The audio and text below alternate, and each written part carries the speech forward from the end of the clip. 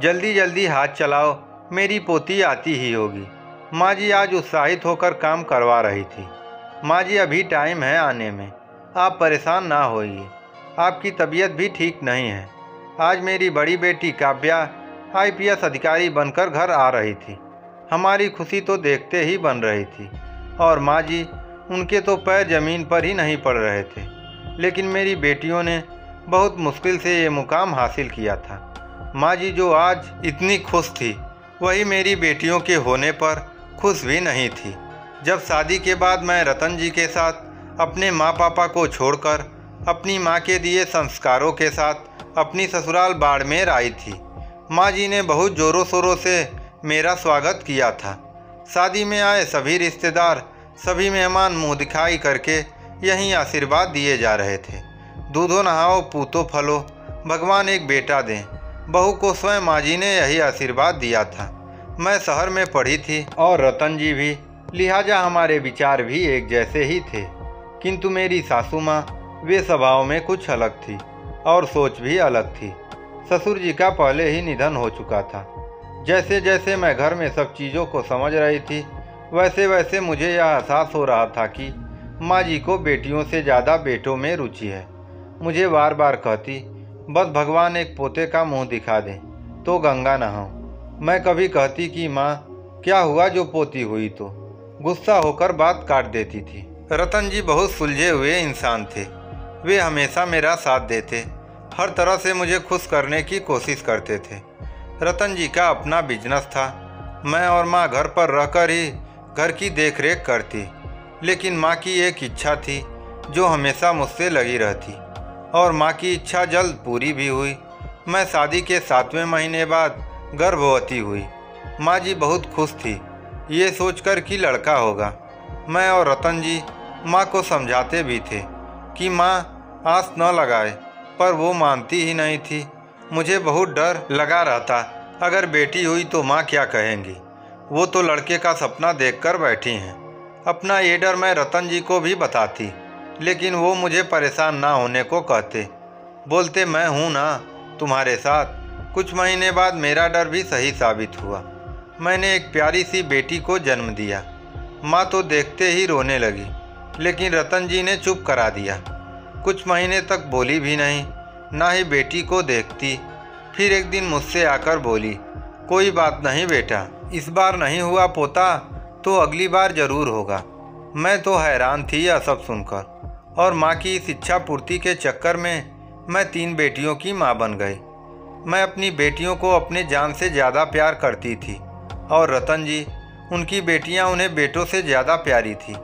माँ जी अपनी इच्छा के लिए रतन जी की दूसरी शादी तक कराने को तैयार थी, लेकिन रतन जी ने बहुत गुस्सा किया और मेरी तथा अपनी बेटियों की जिम्मेदारी का हवाला देकर उनको शांत करवाया। अपनी पोतियों से उनको जरा भी मोह नहीं था, लेकिन मेरी 3 बेटियां मेरा गुरूर थी। पर माँ जी को पोता ना होने की कसक रहती थी। मेरी बेटियों से कम बोलती थी और किसी ना किसी बात पर गुस्सा कर देती थी, लेकिन रतन जी और मेरा प्यार उनको ये बातें भुलाने में मदद करता था। लेकिन वो तीनों अपनी दादी से बहुत प्यार करती थी। दादी ना बोलें तो भी जाकर ज़बरदस्ती बोलती थी। मैं ये सब सुनकर बहुत दुखी थी, किंतु विश्वास नहीं डगमगाता था मेरा। बेटियों को उच्च शिक्षा देना और अच्छे संस्कार देना अब यही पहला कर्तव्य था मेरा, और रतन जी मेरा पूरा साथ देते थे। लेकिन माँ को ये सब पसंद नहीं था। बेटियों को मिलती शिक्षा में भी वो कहती, क्या ज़रूरत है इतना पढ़ाने की, आगे जाकर शादी ही तो करनी है, चूल्हा चौका ही करना है। माँ मेरी बेटियाँ अपने पैरों पर खड़ी होना चाहती हैं। पढ़ लिख कर रतन जी अपनी बेटियों की हर इच्छा पूरी करते, बेटों की तरह प्यार करते उनको, हमेशा उनको आगे बढ़ने की प्रेरणा देते थे।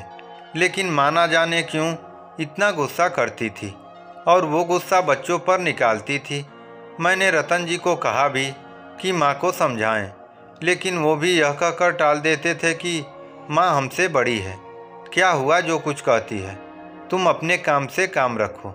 लेकिन मेरी बेटियों का अंतर्मन, उनका क्या करती मैं।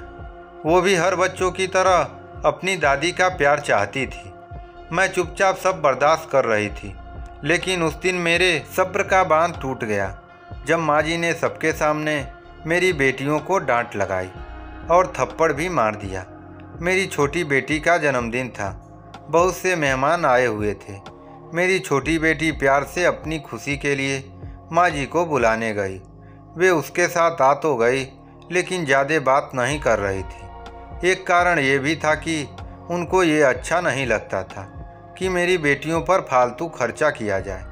पार्टी में मेरी बेटियां ज़बरदस्ती उनको डांस कराने लगी तो उन्होंने गुस्से से उनको छिटक दिया और छोटी बेटी को थप्पड़ लगा दिया। रतन जी को भी बहुत बुरा लगा, लेकिन मैंने रोक लिया। खैर, पार्टी तो जैसे तैसे ख़त्म हुई और सबके जाने पर मैंने माँ से बात की। माँ, आप ऐसा क्यों करती हो? छोटी बच्ची है, उनको भी दादी का प्यार चाहिए। लेकिन आप है कि मुझसे झूठा दिखावा ना होगा। तूने 3 बेटियां दी हैं, एक बेटा नहीं दिया। खानदान का वंश कैसे चलेगा? माँ, तुमने क्या वंश की रट लगाई है? बेटियां भी वंश चला सकती हैं। कौन से ज़माने में जी रही हैं आप? रतन जी की आंखों में पहली बार इतना गुस्सा था। अरे रतन, मुझे मत समझा। 3 बेटियों का बोझ है तुझ पर, कैसे करेगा सब कुछ? पढ़ाई, इनका ब्याह, और लड़की हैं, बड़ी होकर कुछ ऊंच नीच हो गई तो माँ बस कीजिए आप। बहुत दिन हो गए, अब बर्दाश्त नहीं होता मुझसे। पैदा होने से अब तक आप मेरी बेटियों को प्यार नहीं करती, लेकिन आपकी सोच इतनी छोटी क्यों है मुझे नहीं पता। दादी, हम तीनों बहनें आपका नाम रोशन करेंगी। देखना, आप एक दिन हमें बहुत प्यार करोगे। मेरी बड़ी बेटी बोली। मैं माँ से बोली, माँ, बेटियाँ तो भगवान का रूप होती हैं, अपना भाग्य अपने साथ लाती हैं। आपने ऐसा कैसे सोच लिया कि ये हम पर बोझ हैं? मैं अपनी बेटियों को उच्च शिक्षा के साथ साथ अच्छे संस्कार भी दूंगी। उनको ऐसा बनाऊंगी कभी किसी पर बोझ नहीं बनेंगी। ये मेरा वादा है आपसे। अपने वंश का नाम भी रोशन करेंगी। आज मेरी बड़ी बेटी IPS ऑफिसर, दूसरी डॉक्टर है और छोटी बेटी इंजीनियरिंग की पढ़ाई कर रही है। जब बड़ी बेटी घर आई तो वह सबसे पहले दादी के पैर छूकर बोली, लो दादी, कर दिया आपका नाम रोशन। समय के साथ साथ माँ जी में भी परिवर्तन आया था और आज तो माँ जी खुशी से फूली नहीं समा रही थी, बलाएं ले रही थी उनकी। आखिर उनके वंश का नाम बढ़ाया था मेरी बेटियों ने। और मैं माँ जी से हंसकर बोली, माँ जी, आपने कहा था ना बेटियाँ हैं मेरी, तो आज मैं आपसे कहती हूँ, हाँ, मैं हूँ 3 बेटियों की माँ। मुझे गर्व है कि मुझे बेटियाँ हैं। मेरे लिए सम्मान की बात है कि भगवान ने मुझे 3 बेटियाँ दी हैं। दोस्तों, आप भी बताएं, क्या बेटा होना इतना ज़रूरी है? बेटियाँ किसी से कम है क्या? इस कहानी से हमें यह शिक्षा मिलती है कि बेटियाँ अब बेटों से कम नहीं हैं, बल्कि अब मेरे हिसाब से तो बेटों से अच्छी तो बेटियां हैं, जो कोई घटना होने पर बेटों से पहले पहुंचती हैं। अब तो बेटियां आसमान और शमशान दोनों जगह पहुंच गई हैं। आपको ये कहानी कैसी लगी? कमेंट बॉक्स में ज़रूर कमेंट करें।